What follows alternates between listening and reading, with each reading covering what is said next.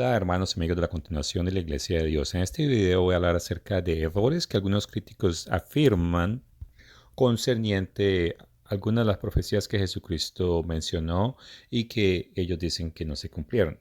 Y debido a eso se atreven a decir que cristianidad no tiene sentido y que por lo tanto es una falsa.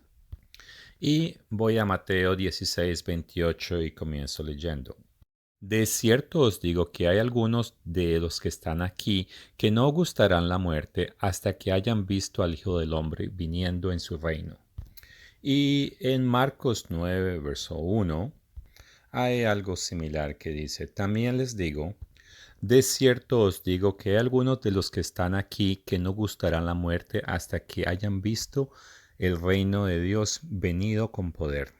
Y es cierto que si uno mirara esos versos por sí solos, parecería que Jesucristo estaba hablando de su segunda venida, o del fin de la era, o eventos cósmicos significativos.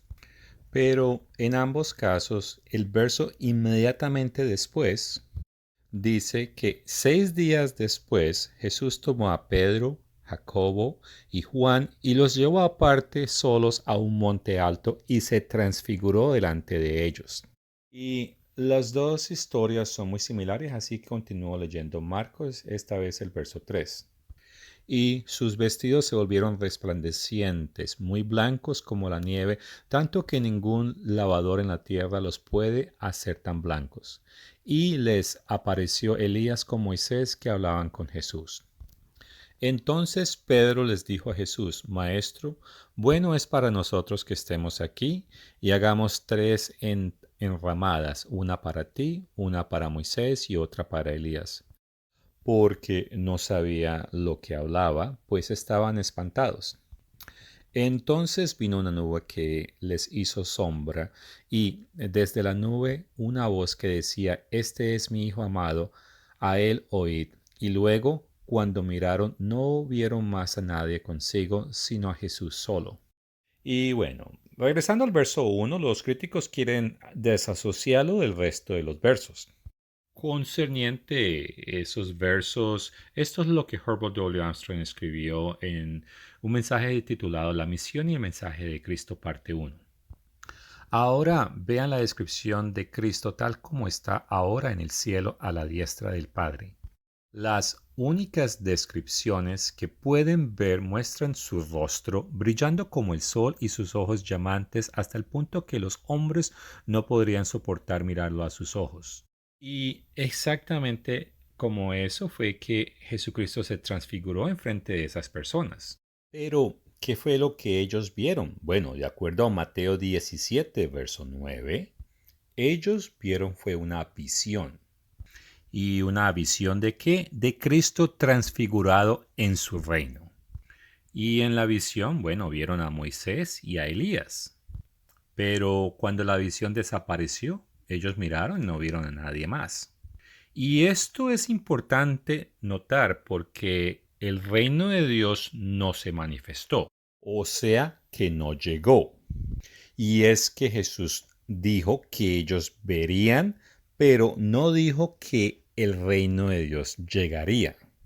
Eso son dos cosas muy diferentes. Hoy en día podemos en cualquier momento entrar en YouTube y ver cómo se prepara una receta. Eso es muy diferente a cuando tenemos los ingredientes y nos ponemos productivos en la cocina a preparar la receta. Dios es muy cuidadoso y muy preciso con sus palabras. Con eso dicho, no quiere decir que los traductores no vayan a meter la pata y cometer errores aquí y allá, pero en ese caso tendríamos la concordancia para tratar de aclarar algún tipo de esos errores. Pero regresando a esos dos versos, la escritura no estaba diciendo de que no iban a morir antes de que se estableciera el reino de Dios aquí en la tierra. Y el reino de Dios no se ha establecido. Personas tratando de acomodar estas escrituras afirman de que el reino de Dios ya está aquí en la tierra, pero que vive en el corazón de los cristianos. Y esa es una idea falsa que pertenece a un número de diferentes doctrinas erradas y equivocadas. Y bueno, Esas personas, ellos, aunque muchos de ellos estudian las escrituras, a ellos les cuesta aceptar el texto sencillo que aparece en muchos versos, como por ejemplo Hechos capítulo 1, versos 6 al 11. En el verso 6, los apóstoles le preguntan a Jesús. Entonces, los que se habían reunido le preguntaron diciendo, Señor, ¿restaurarás el reino de Israel en este tiempo? Esa pregunta no tiene sentido para muchas personas. Pero las personas que están familiarizadas con las profecías del Antiguo Testamento, donde habla de que Dios va a restaurar todas las cosas y que va a traer paz aquí en la tierra, si esa persona ha aceptado esas profecías, entonces cuando leen este verso tiene sentido total. Y en ese mismo verso Jesucristo les dice, no es para ustedes saber cuándo es que yo voy a regresar. Y en el verso 8 les dijo que ellos van a recibir el poder del Espíritu Santo. Y en el verso 9 la escritura afirma que una vez que le comentó esas cosas, él se elevó y desapareció detrás de una nube. Y el verso 10 es muy clave porque los apóstoles estaban mirando y, bueno, no sé, como esperando que él regresara. Y entonces unos mensajeros le dijeron a ellos, y ahora brinco al verso 11, donde ellos dicen, ¿por qué está mirando para el cielo? Y dan esta afirmación, este mismo Jesús que ha sido tomado de vosotros al cielo, así vendrá como lo habéis visto ir al cielo. Y bueno, muchas personas están familiarizados con 1 Corintios capítulo 15 y 1 Tesalonicenses capítulo 4, y ellos concluyen que pues después de que los cristianos son resucitados y se topan con el Señor en el aire, que de ahí se van para el cielo. Pero eso es falso. Pero, ¿qué sigue de ahí? Bueno, de ahí es cuando entra Zacarías 14, verso del 1 al 16, y que para muchas personas esto es desconocido y les cuesta creer lo que dicen, porque pues va en contra de la narrativa que supuestamente se van a encontrar en el cielo con Jesucristo es para irse para el cielo. Pero no, eso lo que sucede es que dice, en aquel día el Eterno viene y en medio de ti serán repartidos tus despojos. Porque yo reuniré a todas las naciones para combatir contra Jerusalén, y la ciudad será tomada y serán saqueadas las casas y violadas las mujeres. Y la mitad de la ciudad irá en cautiverio, mas el resto del pueblo no será cortado de la ciudad. El verso 3, muchas personas lo conocen. Bueno, no conocen este verso. Conocen es el verso de la batalla del Armagedón, que se menciona en Apocalipsis. Pero no voy allá porque tenemos este verso que dice, después saldrá el Eterno y peleará con aquellas naciones como peleó en el día de la batalla. Y el verso 4, y se afirmará a sus pies en aquel día sobre el monte de los olivos, que estará enfrente de Jerusalén al oriente. ¿Y qué pasa cuando Jesucristo lleva a ese monte de los olivos? Bueno, dice la escritura que se va a partir en medio. Y no va a ser más montaña, sino va a ser es un valle. Y citando Apocalipsis 11, verso 15, la escritura bien clara dice, y los reinos del mundo han venido a ser de nuestro Señor y de su Cristo. Y esto es similar a la historia que encontramos en Daniel al final del capítulo 2 o el Daniel capítulo 7. Los reinos humanos terminan siendo reinos del Señor. Y el punto es que esas cosas no han sucedido. Jesucristo no le dijo a esas tres personas que eso era lo que iba a suceder en sus vidas. Y en Hechos capítulo 1, verso 6, cuando le preguntaron, bueno, ¿y van a suceder estas cosas? ¿Vas a restaurar el reino? La respuesta es que a ellos no les tocaba saber cuándo esos tiempos iban a suceder. Entonces, tratar de argumentar que Jesucristo profetizó incorrectamente en Mateo 16, verso 28 o Marcos 9, verso 1, es sencillamente, bueno, primero, malentender lo que está diciendo y segundo, no tener un conocimiento correcto de lo que la escritura dice que debe suceder. Y de la misma moneda, si una persona argumenta que el reino de Dios ya está aquí, que está en nuestros corazones, o sea, es también desconocer las promesas que Dios nos ha dado a través del Antiguo Testamento. En este momento quiero hacer referencia a la página principal o la página de entrada del sitio web titulado Ateo y Agnóstico. En la imagen que presento, bueno, ellos tienen Mateo 9:1 y inmediatamente después escriben esto. Según el autor de Marcos, Jesús profetiza falsamente que el fin del mundo vendrá durante la vida de sus oyentes, y ahí citan Marcos 13, verso 30. Ahora, el hecho que hagan eso está equivocado y no sé si ellos lo hacen a propósito, con conocimiento, o es sencillamente que desconocen las escrituras. Marcos, el capítulo 13, es un paralelo a Mateo 24. Y voy a hacer referencia a Mateo 24 porque allí esa misma conversación, esa misma charla que Jesucristo tuvo con los apóstoles, allí se encuentran más detalles. Y de acuerdo al verso 1, el contexto dice que Jesús estaba saliendo del templo y los discípulos le dijeron, bueno, mire este templo, mire este edificio. Y en el verso 2 Jesucristo les dice, de esto no va a quedar nada. Y parece que, bueno, ellos se fueron y llegaron al Monte de los Olivos y los discípulos se quedaron con esa pregunta. No sé qué otras cosas Jesús les comentó, pero ellos tenían la inquietud y entonces en el verso 3 se le acercaron y dijeron, bueno, Señor, ¿y cuándo van a suceder esas cosas? Sabemos que el templo fue destruido en el año 70 y bueno, no quedó mucho.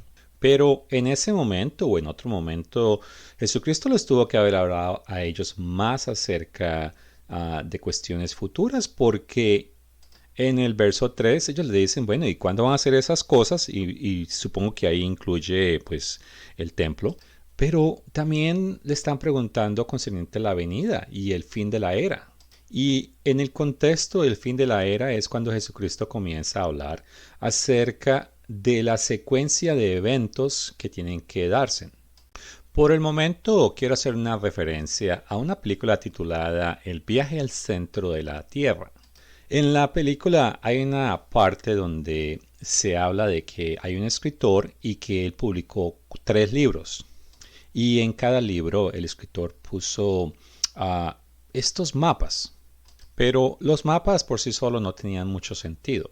Y hay un punto en la película que alguien cae en cuenta que los 3 mapas deben unirse y deben entreponérselos uno encima del otro.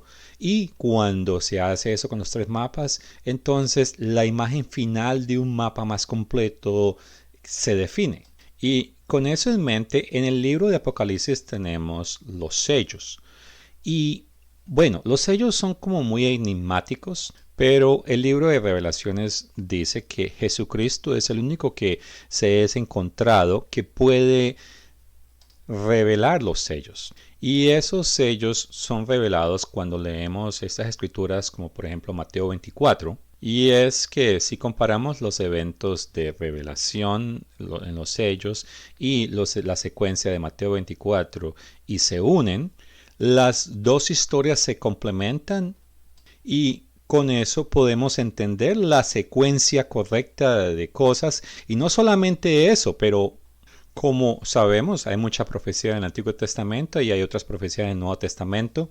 Y muchas veces no sabemos a dónde ajustan en la secuencia en general. Pero una vez que tenemos el mapa de la secuencia de eventos mayores y que solamente se pueden revelar una vez que se interpretan los sellos en luz de Mateo 24, entonces solamente en ese momento es cuando hay comprensión suficiente para poder identificar correctamente dónde otras profecías que dan más detalles de ciertos eventos encajan en esa historia o en esa secuencia. Y esa ingeniería de la composición del libro de la Biblia es increíble porque son diferentes autores de diferentes épocas y cada uno estaba escribiendo cosas inspiradas basadas en las situaciones que ellos estaban confrontando o viviendo o que se les fue revelado, sin darse de cuenta que ellos estaban componiendo o escribiendo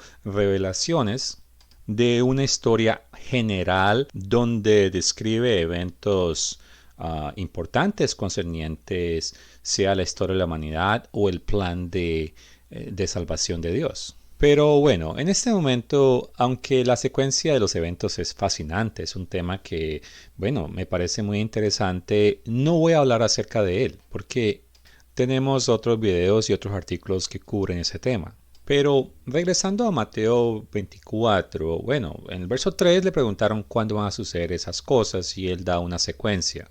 Y en el verso 8 hace una pausa, dice que esas cosas que mencionó, ese es el principio de dolores. Relacionado a esto, el doctor Thiel escribió que esto pudo haber comenzado en septiembre del 2009, ya que en la fiesta de tabernáculos en ese octubre, a él le invadió que esa sensación de que había comenzado algo de importancia profética. Y en aquel entonces él escribe que él no estaba viendo noticias, pero después se dio cuenta de que la Iglesia Ortodoxa Oriental alrededor de esa fecha habían parecido aceptar la agenda ecuménica del jinete blanco que se menciona en Apocalipsis 6 versos 1 y 2. Y eso es correlacionante con el primer dolor que Jesús menciona en Mateo 24 versos 4 y 5. Y en aquel entonces él le mencionó eso al evangelista presidente de la iglesia a donde él en ese entonces pertenecía. Y comenzaron a publicar desde ese entonces que habían indicios que los principios de dolores ya habían comenzado. Y he presentado en pantalla el texto al que hacía referencia. Ahora brinco al verso 32. Y es que en esa parte del planeta, entre los meses de septiembre por allá hasta el principio de marzo, dependiendo del tipo de árbol, ellos empiezan a perder sus hojas. Y para eso de diciembre ya todos han perdido las hojas. Y lo que hay es unos chamizos. Bueno, uno lo dice así porque pues este es un árbol que no tiene hojas. Pero después de marzo, tarde o temprano comienzan a brotar las nuevas hojitas. Y cuando uno ve eso, ya uno sabe que el verano viene. Entonces, las cosas que Jesús mencionó entre los versos 4 y de ahí en adelante, cuando esa generación veamos esas cosas, tendremos o tenemos la certeza de que comienzan las cosas de una manera lenta, pero a como va pasando los años, se va acelerando y acelerando hasta que culmina en el regreso del Señor. Y ahí es donde el verso 34 entra en efecto. De cierto os digo que no pasará esta generación hasta que todo esto acontezca. Entonces, todas las personas que estaban jóvenes y vivas en el 2009, esas personas tienen garantizados que dentro de su generación va a llegar el reino de Dios. Y digo eso porque, ¿qué tal si una persona estuvo viva, tenía 50 años y ahorita tiene, bueno, sería 65 y está a punto de morir? Obviamente no es su generación. Puede que viva hasta el regreso de Jesucristo o puede que esa persona muera el siguiente año, sin alcanzar de ver el regreso de Jesús. El punto es que cuando esa página de internet llamada Ateos y Agnóstico, cuando ponen Marcos 13:30 y Marcos 14:62 juntos, la verdad que lo más probable es que estas personas no comprenden las diferentes secuencias o la diferente audiencia o la diferente situación que las dos escrituras están describiendo. Y bueno, la misión de las personas que hicieron esta página de internet es decirle y enseñarle a la gente que no deben preocuparse por las advertencias que se encuentran en las escrituras.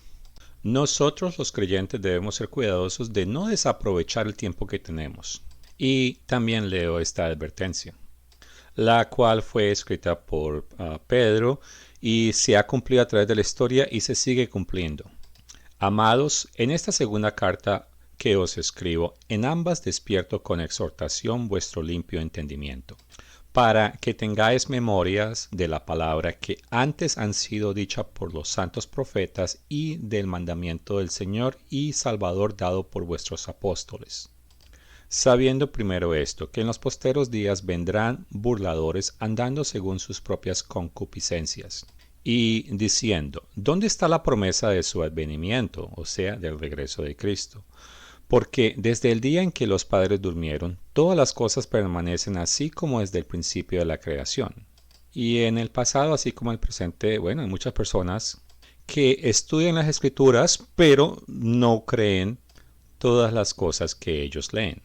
En los últimos 70 años, la Iglesia advirtió a diferentes fechas que nunca habría un conflicto entre los Estados Unidos y Rusia porque no se encontraban las escrituras. Ahora, hoy en día personas creen y analistas dicen que va a haber un conflicto entre los Estados Unidos y China, pero en las escrituras no encontramos nada que indique que eso sucederá. Pero las escrituras son bien claras que la Unión Europea, excluyendo a Inglaterra, pero como decía, la Unión Europea, liderada por Alemania, continuará siendo un aliado de los Estados Unidos, pero ese aliado, de acuerdo a las escrituras, es el que va a destruir a los Estados Unidos de América.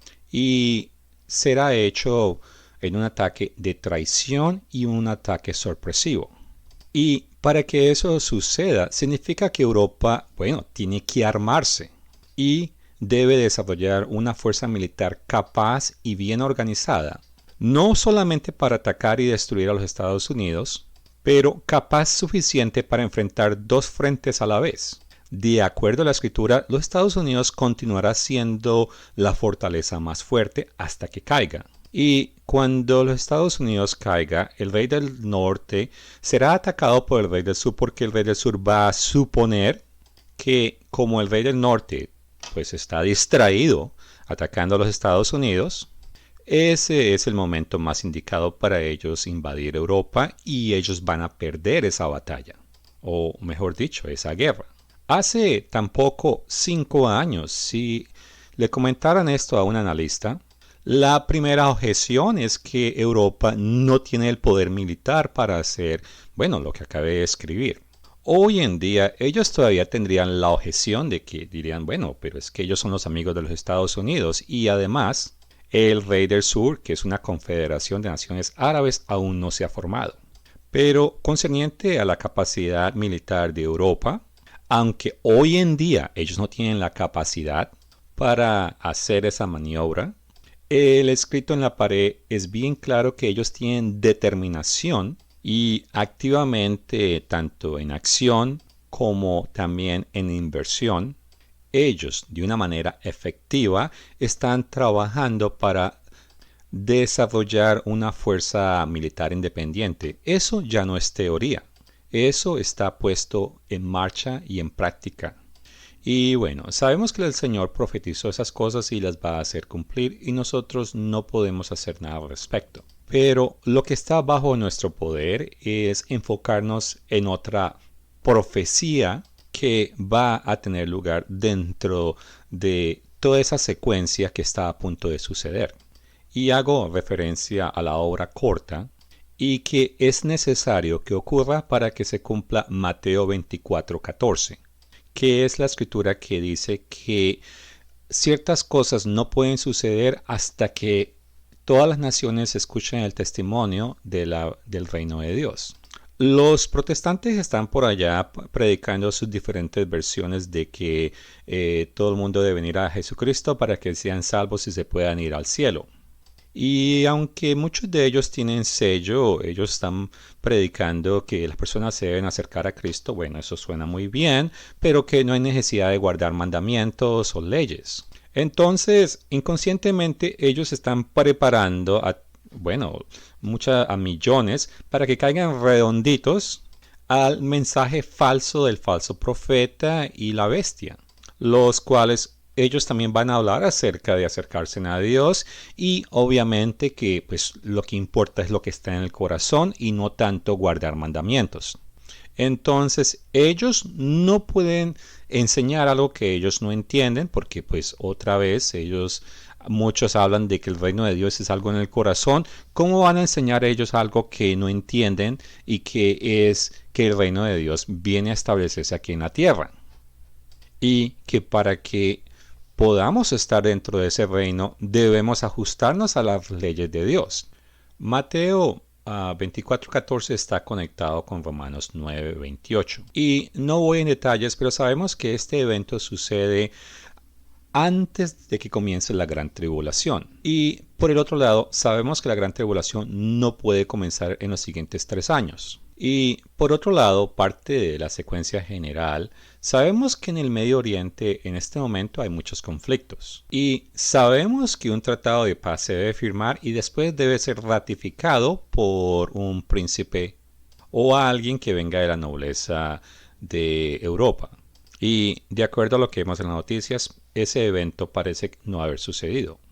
Y por tanto sabemos que tenemos cierto tiempo indefinido. Y ciertamente todos tenemos nuestras responsabilidades. Tenemos el trabajo, tenemos nuestras familias.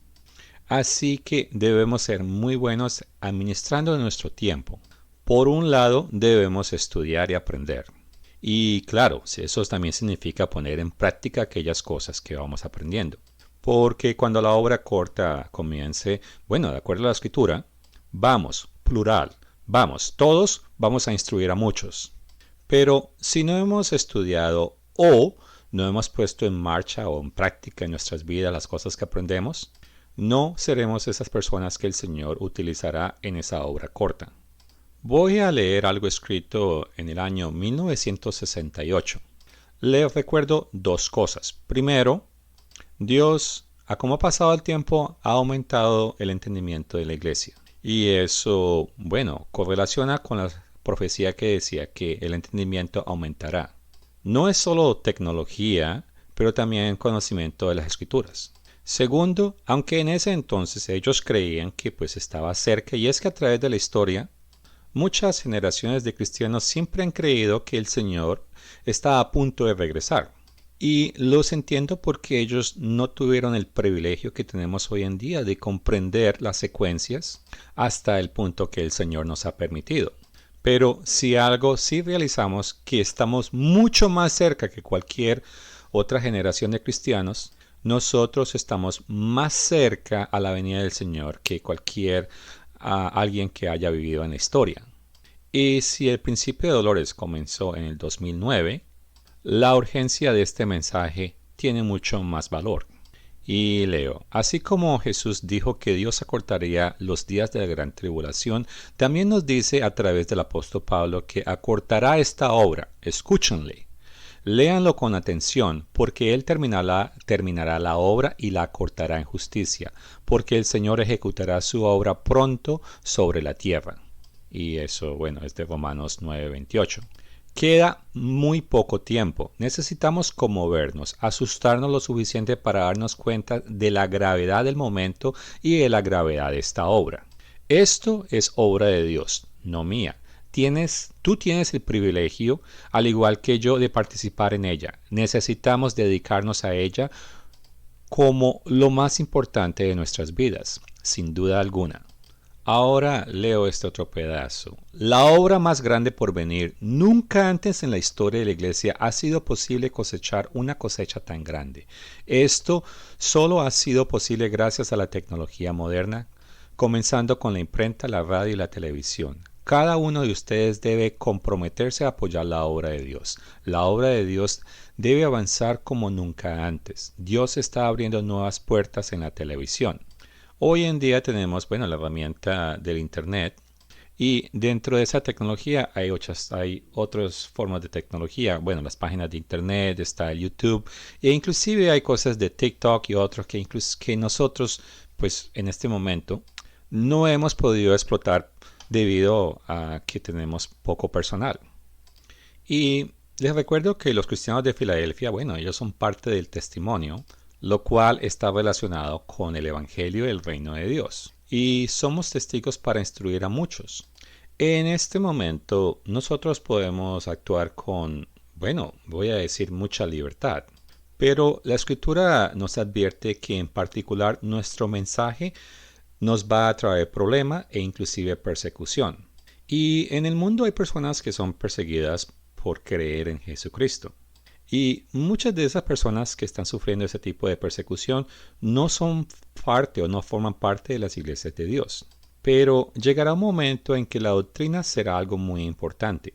Y en ese entonces, nuestro mensaje de hablar del reino de Dios y de guardar mandamientos va a ser un mensaje que va a ser prohibido e inclusive personas que se asocian con nosotros van a querer desasociarse de nosotros.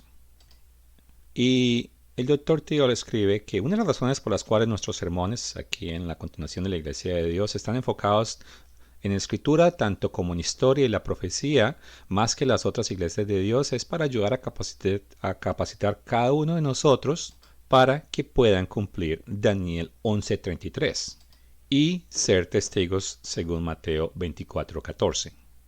Ciertamente en nuestro mundo actual hay mucho sufrimiento y queremos que el Señor regrese lo más pronto posible para que pare todo ese sufrimiento.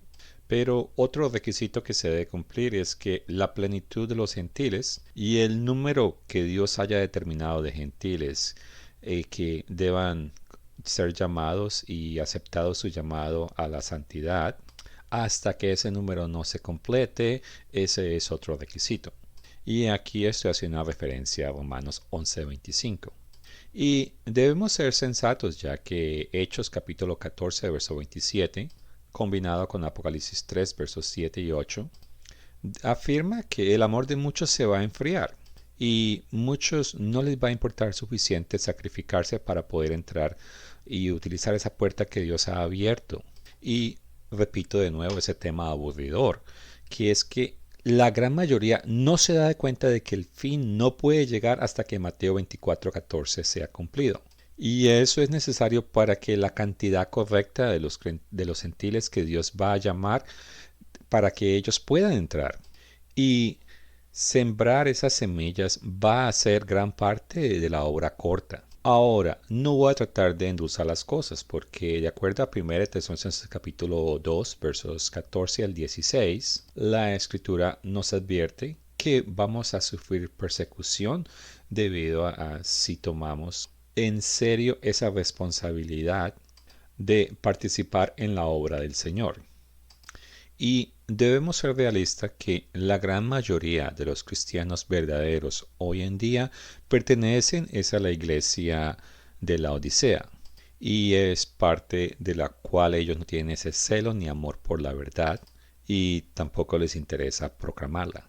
Pero Hebreos capítulo 13, verso 1 nos dice que nos debe importar los hermanos actuales e inclusive esos hermanos que Dios va a traer. Y por lo tanto debemos ser eficientes con ese tiempo para poder darle prioridad a la obra que el Señor nos ha llamado a hacer. Es importante recordar que el Señor va a hacer cumplir Mateo 24:14 con o sin nuestra ayuda. Y también sabemos que va a haber un grupo de cristianos que Él va a querer vomitar. ¿A qué grupo queremos pertenecer? Hasta aquí este corto video. Gracias por su tiempo.